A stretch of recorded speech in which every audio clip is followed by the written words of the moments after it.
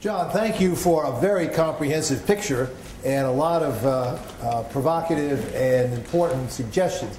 Let me start out with just a couple of questions, and then we'll open it. I'm sure there'll be a lot of questions and comments from the floor.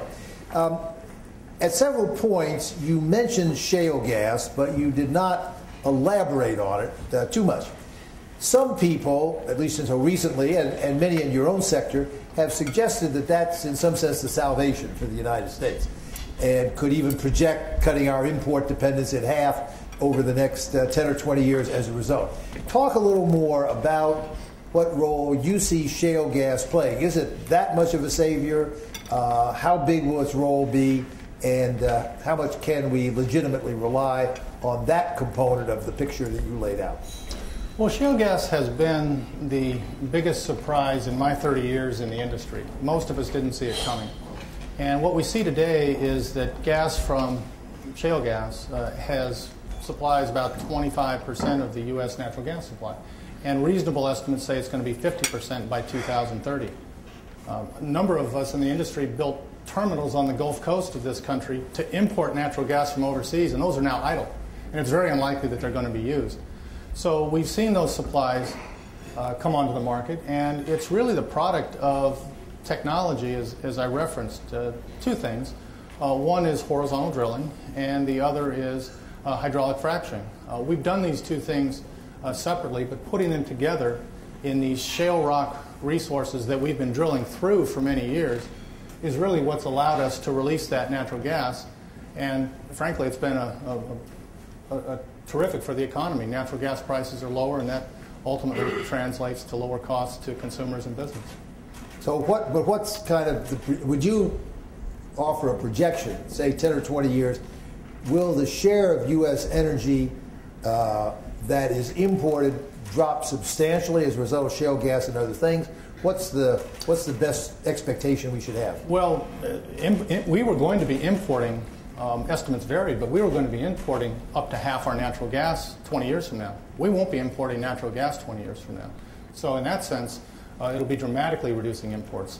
How much natural gas takes off as a substitute fuel for oil or coal or other sources of energy remains to be seen. But I think there's a real opportunity, certainly in power generation, certainly for fleets of vehicles with centralized fueling facilities. There is an opportunity. I wouldn't suggest that it's going to displace liquid fuels, but I think there's an opportunity for it to take a larger share of the energy market in the U.S. Let me shift to a global economic question, since you're the quintessential global corporation. As we here at this institute and others think about the global economy today and going forward, we pretty much agree it's a two-speed operation, that the emerging markets of the developing countries continue to grow at an average of 6% or more. Some, of course, China, India growing at 8% or beyond that, and that pretty much looks like continuing. On the other hand, all three of the high-income traditional industrial countries, U.S., Western Europe, Japan, are struggling to make even 2% and are, in fact, the biggest sources of threat to global financial stability of the world economy. So you've got two different groups. They now each account for roughly half the total world economy, with the share of the emerging markets, of course, rising dramatically every year. How does that bifurcation of the global economic picture, which, as I say to us, looks like continuing for the foreseeable future, how does that affect your industry, your investment decisions, your prioritization of your activities in your daily decisions?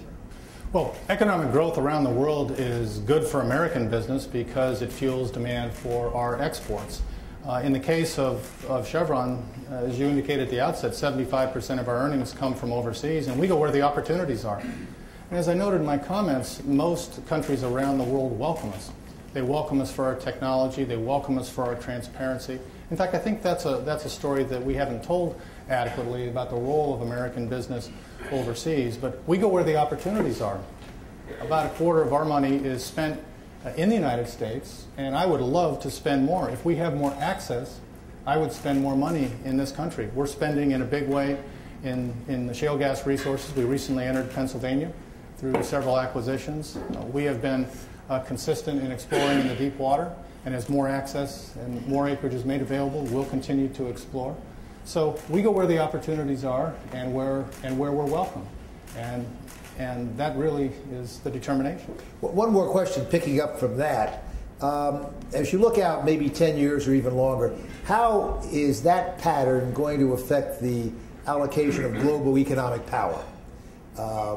Saudi Arabia remains the dominant supplier of petroleum, of course, but you mentioned Brazil. West Africa is obviously expanding rapidly in a number of quarters. How do you see the makeup of global economic energy power and availability of crucial resource evolving over the next 10 to 20 years? And again, what implications for your company, but also for U.S. policy toward some of those emerging energy powers? Well, even if the United States were hitting on all cylinders, our share of the global economic pie would be smaller in the years ahead because we're seeing such rapid growth in China and in many other developing nations. And I don't think that in and of itself is bad. But what you will see is growing demand for energy. And I think it will be important for us to support energy development, not just in the United States and abroad. One of the things that's happened to our industry is the competition has intensified from national oil companies around the world. Well, one of the things that's not widely understood is that in our industry, if you add up all the production from Chevron, ExxonMobil, ConocoPhillips, Total, Shell, BP, we comprise about 15% of the world's oil and gas production and about 3% of the world's reserves. So while we're a leader in technology and we take on some of the harder projects around the world, it's important that we have the support of good policy measures in this country so that we can compete effectively with those companies and bring the jobs to Americans that support industry both in this country and overseas. And should that policy in the U.S. go beyond the supports for domestic companies, domestic output, should there be new U.S. policies toward those nationally owned oil companies abroad to assure level playing fields and the kind of things you were talking about? Well, I think we can compete, and I welcome the competition from some of the emerging national oil companies. So we don't need a home field advantage. We just need a level playing field. And I think it would be a good thing if more international companies invested in the United States, and I think it would be good for us to be enabled to invest more overseas. We actually get good support. The U.S. State Department understands the contribution that our industry makes to the growing economies around the world. So we get good support overseas at times. We do need, of course, to be sure that we have tax and other policies that enable a level playing field and for us to compete. Okay, let me open it up to the floor. We've got a standing mic in the back. We've got a couple of traveling mics. Please identify yourself and then fire away. Okay, there's a question right here. Young lady, go to the mic if you will. Hi, my name is Diane. I'm a reporter with RT. Just a quick question. How many jobs has Chevron created since 2004 when it got the tax credits that you mentioned in the speech? Yeah, the administration wants to take away? Sure, our employment is up slightly worldwide. Our Chevron company employees since 2004. We've actually reduced employment in the refining and marketing business around the world because we've been selling some businesses, but we've been growing in our exploration and production business. But one of the things that's not told very well is Chevron has slightly under 60,000 worldwide employees. But on any given day, we employ hundreds of thousands of contractors on construction and maintenance projects, both in the United States and, of course, around the world. And so those are good jobs in our industry. And even a project like we have in Australia. It was interesting. I was looking at some data the other day on our big Gorgon project in Australia that's taking natural gas to Asia.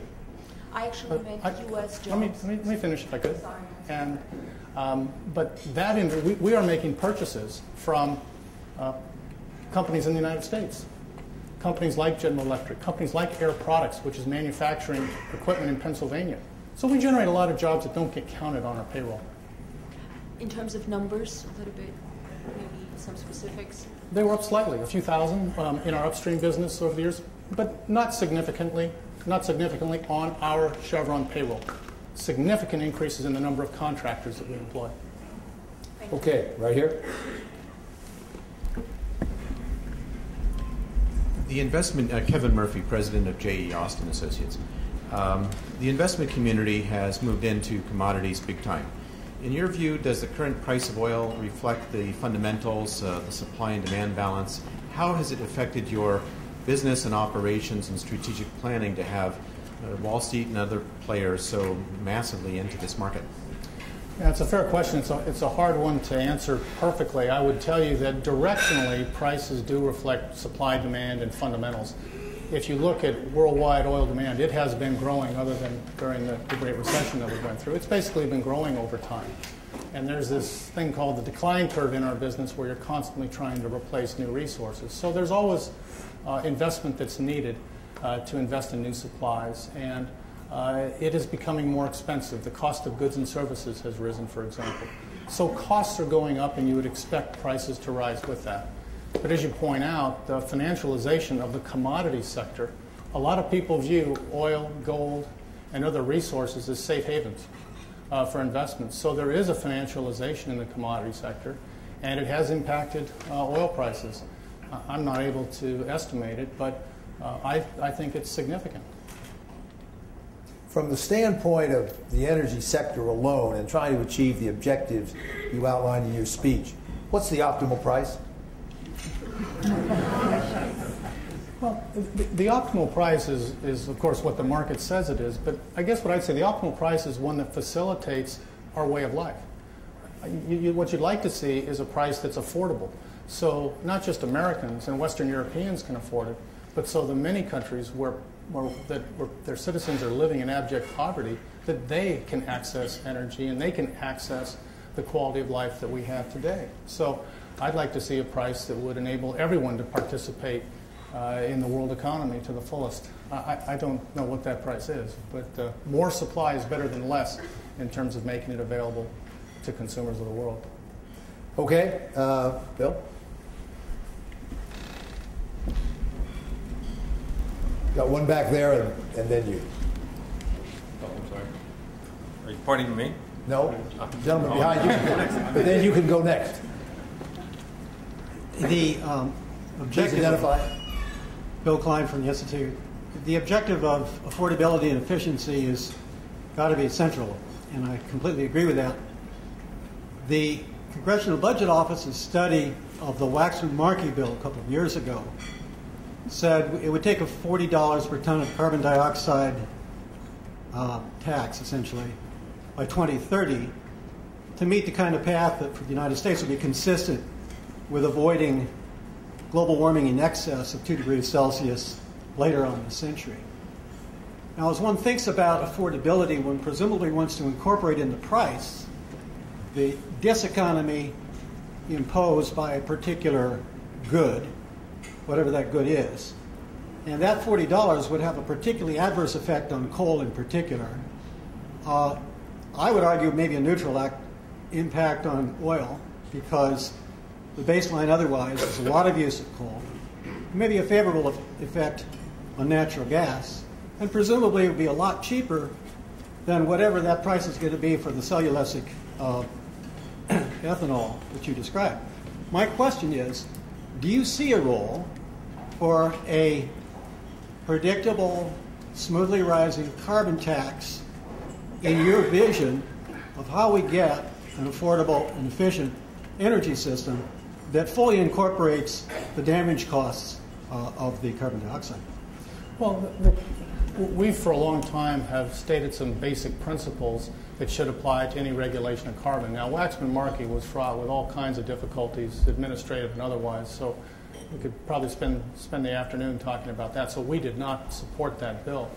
I think what policymakers need to deal with today is that roughly 60% of the carbon and greenhouse gas emissions of the world are generated in many of the developing countries and countries outside the United States and Europe. So we have to be aware of the impact of those regulations on not only the impact on consumers, but also American business.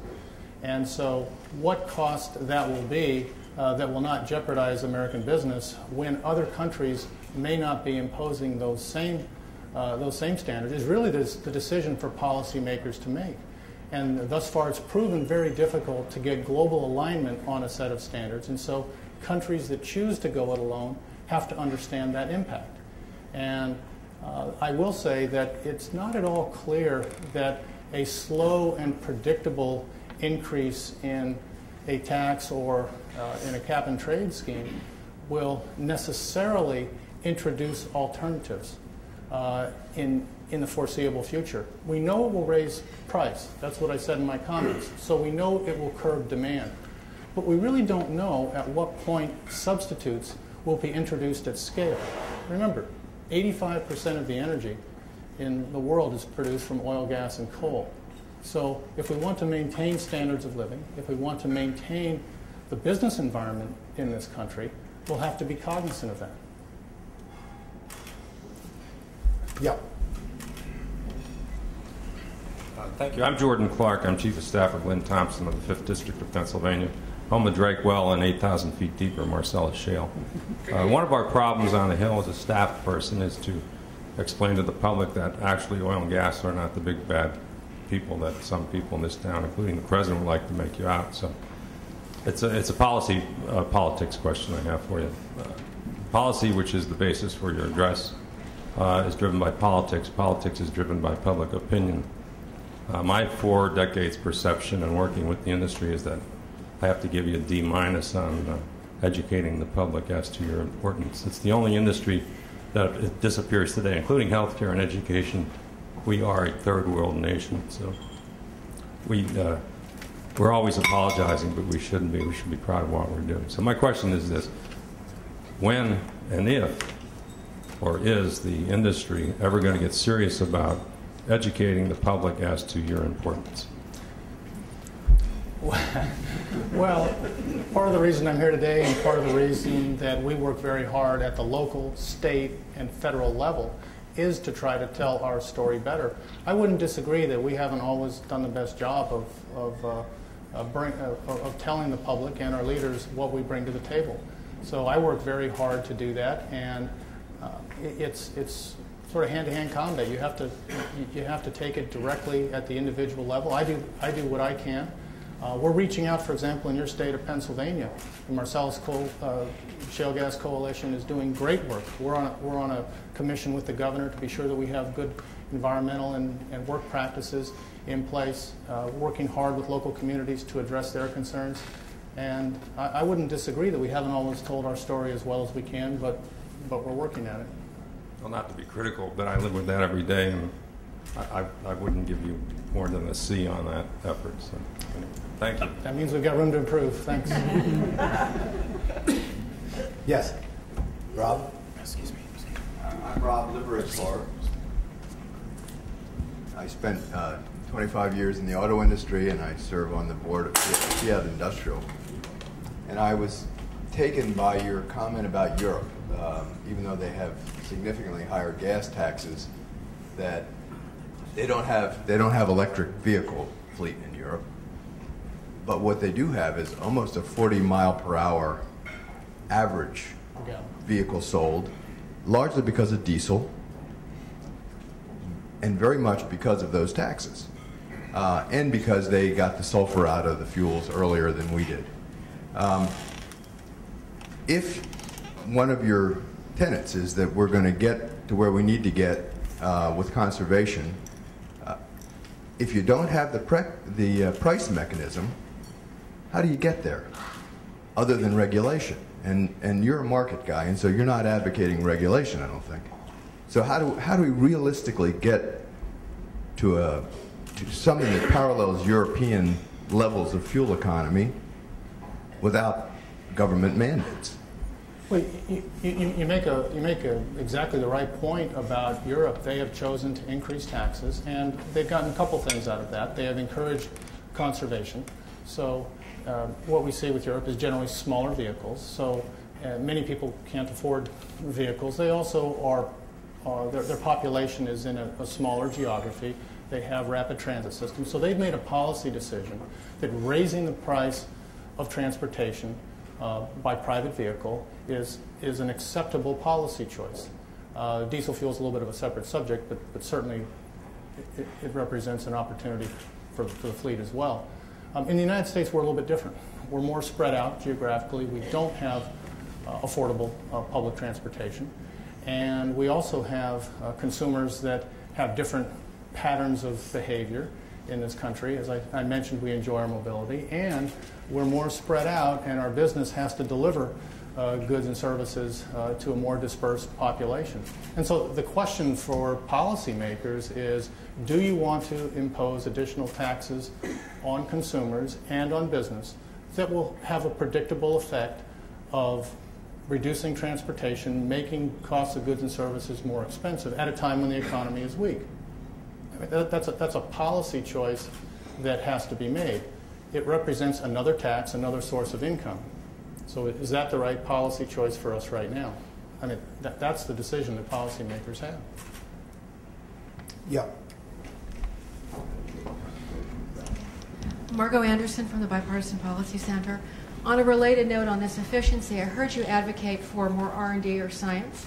I heard you advocate for accessibility. And I heard you advocate for a tax code that treats businesses fairly.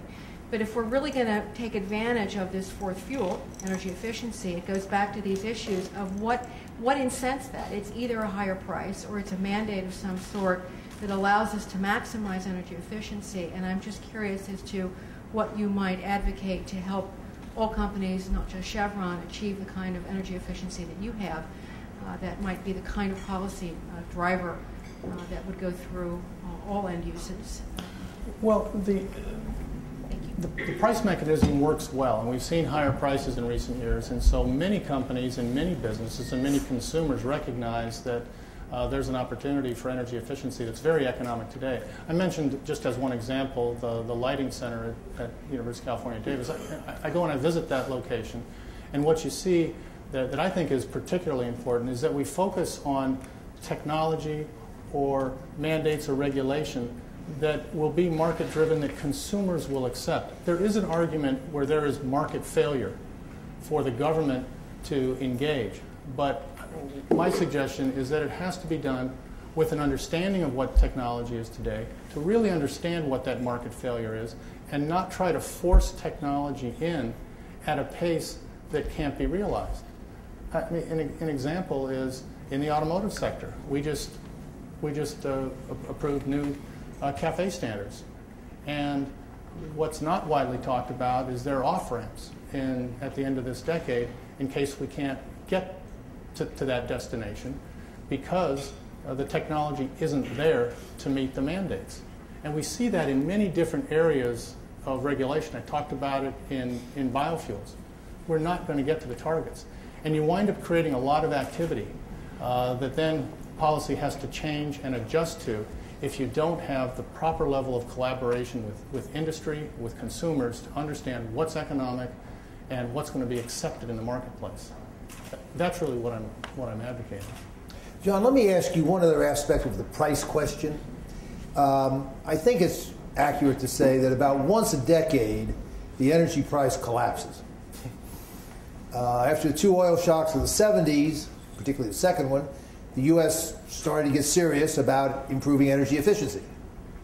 Then the world price collapsed in the middle of the 80s, and a lot of that was forgotten, back to SUVs. World oil price again collapsed late 1990s, some of the same dynamic. 3 years ago only, world oil price dropped from 150 to the 30s. Didn't stay too long in this case. Welcome to my world. Right. But how does that volatility, aside from how it complicates your investment decisions, how does that volatility affect the kind of things that the questions have raised? The decisions of the millions of consumers in creating the fleet of autos, for example. Does it sort of promulgate a hope or an expectation that prices, though they may be high for a while, will always drop, and so we can count on lower prices? Does it undermine investment decisions and therefore the supply side, as in your own company? Does that sharp volatility have the kind of negative effects that many fear? And if so, is there anything one should try to do about that? Well, volatility isn't good for consumers, and it's not good for producers either. And commodity markets have become more volatile. In terms of how it affects our company, one of the reasons we've got a very strong balance sheet these days is we're starting big projects that have long lives associated with them. So most of our projects are in construction for 4 or 5 years. So the deep water developments that we have in the Gulf Coast, or the projects I referenced in Australia, 4 or 5 years where you're spending tens of billions of dollars, you have to be able to withstand the ups and downs. So we have more cash than debt on our balance sheet. It's that simple. In terms of the impacts on consumers, consumers do respond to price impacts. And I would like to see more consistency in long-term policy. I think that's really the key. We've been hearing for a long time about the importance of affordable energy. We get more concerned about affordable energy when prices are high, but it hasn't changed our approach to access. It hasn't changed some of the political calculus around taxes. So if you really want more supply, if you really want lower prices, so that it dampens some of that volatility and impact, you have to have policy actions that support it. And so I think it's sometimes difficult to make long-term decisions, but our industry is a 10, 20, 30, 50-year process. We have one of our oldest oil fields in California. It's over 100 years old, and we're still figuring out ways to get more oil out of it. That's the kind of horizon that I think we're going to have to take on energy policy. That's part of the reason I advocate more research that's directed at step change and fundamental change, not just little incremental changes. You mentioned having more cash than debt on your balance sheet, which is obviously a huge plus, and one reason why your stock, I'm sure, has done well. But the charge is often made, not so much about your industry, but U.S. business as a whole, that it's sitting on $2 trillion of cash, not investing it, therefore denying opportunities to regrow the economy that would be possible. What's your take on that, and why is that hesitance so seemingly substantial? Well, our industry is a little bit different than some. We keep cash on our balance sheet for the reason I described. In general, when we make a living overseas, we pay taxes in excess of the U.S. tax rate, so we can bring our cash home. Some of the tech companies are sitting on tens of billions of dollars because they've paid taxes overseas at rates under the U.S. rate, and so when they want to bring tax home, when they want to bring dollars home, they're going to incur additional tax. So they're keeping their dollars overseas. So part of it is tax policy, but I would argue that what we need for more investment in this country is to have a little more confidence and faith in our economy. Right now, consumers are understandably unhappy, and I don't blame them. We have spent the better part of the last few years vilifying industry after industry in our company, in our country. And I'd like to see more recognition and more balance in understanding the good things that not just our industry, but American industry in general does, generating jobs, generating tax revenue, even exporting some of the values that we have overseas in some of the developing countries around the world. So a little more balance in how we, and confidence, I think, would stimulate more economic activity. Tax policy can help, but I think most of the shortfall in investment now is a function of consumer and business not having a great deal of confidence.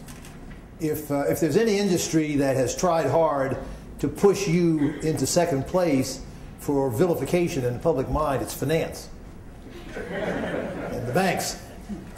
What's your view? Did finance become too big a component of the U.S. economy to promote the kind of long-run viability and confidence that you seek, and have the reform measures in that sector gone far enough in your judgment? You're better off getting the bankers to tell you about banking practice. No, I asked them about oil. And banking reform. Look, I would say that we tend to focus on mistakes that have been made by companies in any industry. And no doubt there have been some mistakes by individual companies, and there have been policy mistakes by the government. I think most that I speak with that work for banks have a degree of optimism and feel that some of the regulation that's been put in place is appropriate. So I don't think there's a disagreement with some of the regulation. I think there's a concern that perhaps we've gone overboard, but that's why I talked about regulatory balance. in my comments. Everyone wants proper oversight of industry. Everyone wants proper environmental standards. I think we just have to be clear that we haven't reached the point of diminishing returns in some of that oversight. Yeah, Jessica?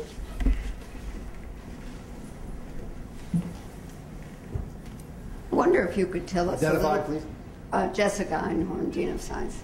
I wonder if you could tell us a little bit about technology policy in your industry and both the threats and the supports for it from the U.S. and more globally. So I'm interested really in when you go abroad with technology, how much piracy there is, how much requirement there is to go into joint investments, which then take the money and the technology, or whether we're doing things that are so special that really people can't copy them, and whether even things like the recent patent legislation, which may have been too small to get into your kind of field. And to throw one more thing into it, all the litigation in the United States. Taking notes, right. Yeah. So basically it's to say that I don't know how to frame a good question for you on technology in the field, but I'd love to get your take on the different kinds of risks that you have, from litigation to foreign theft. No, your question's fine. On technology, one of the areas we've been accused of not communicating as well as we could. One of the areas that we haven't communicated as well as we might is that we are high-tech companies that just happen to produce oil and gas. And so I mentioned that technology has advanced, and we have a technology component to billions of dollars of our spend every year. And some of that is proprietary technology. But for example, seismic imaging and interpretation, finding oil and gas under the ground, there is proprietary technology there. But we also have what I would call know-how and project management. So I reference a project in Australia. It's a $37 billion project called the Gorgon Project. There is a big component of technology there. It's the largest carbon sequestration project in the world, for example. So there is a big technology component. But there are also project management skills that we bring so that you can spend that money wisely. So it's part know-how, part technology. In terms of the risks, we do have intellectual property, and we work very hard to maintain that. And I would say we are able to do that fairly effectively. Our business has been done through joint ventures since its inception to mitigate risk. So while it's new for some sectors of our economy to be required to partner with a local company, it's not at all new for us. We've been partnering, for example, with Chinese companies for 30 years.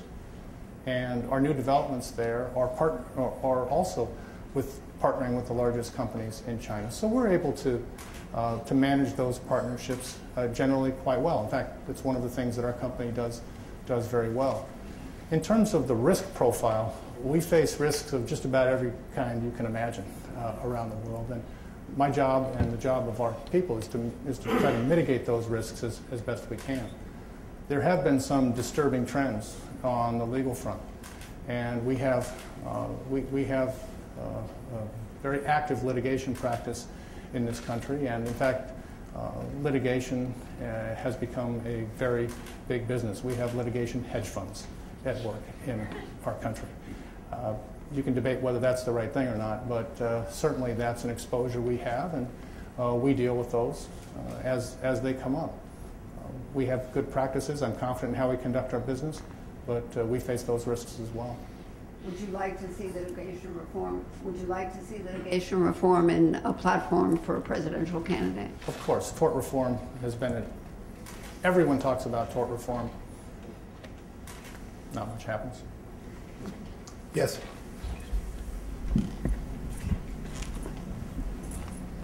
Bill Tucker, we've done a lot of work in Iraq, and I don't think Chevron was in the first 2 rounds of the bidding in Iraq, but I notice you're in the bidding for the January 2012 tranche of bidding. What changed your mind there? We spent a great deal of time, effort, energy working with the Iraqis, working to understand what the opportunities would be when those bid rounds came up. In the end, we chose not to bid. And we chose not to bid because we felt the terms and conditions were fairly onerous, and we didn't feel that we could compete effectively in those bid rounds. So it was disappointing that we had to make that decision, but it was largely on commercial grounds. And we'll see in this next bid round whether there's an opportunity for us to compete and bid in that round as well. In the end, it's a commercial decision, and the decision we made was not to bid first time around. Well, since you've studied a lot, what are your expectations for Iraq as a producer over the next 10 to 20 years? Will it become, as some predict, second largest reserves and a big player in the global oil market? Well, my comment about Iraq really pertains to many other countries as well. We have no shortage of resource around the world, and Iraq is only the largest example of a tremendous amount of oil that's been discovered or is discoverable, and it will ultimately be produced. We're seeing their production gradually grow. It's good to see that companies are having some success. I will tell you, the contracts that have been signed and the commitments that have been made that will result in significant increase in oil production will be a challenge to execute. These are each individually very large projects. And so it remains to be seen whether they can be fully executed as designed. But there's no question that production will grow, and that'll be a good thing for the Iraqi people. Okay, John, you've covered a huge array of topics. We thank you for the comprehensive approach, for your very specific recommendations in lots of areas. You bring us up to date and up to speed on lots of very critical issues. We thank you. We wish you the best of success in finding more and getting affordable energy for all of us in the U.S. and the world. It's a great pleasure to have hosted you here today. Thanks to everybody for coming. Meeting adjourned.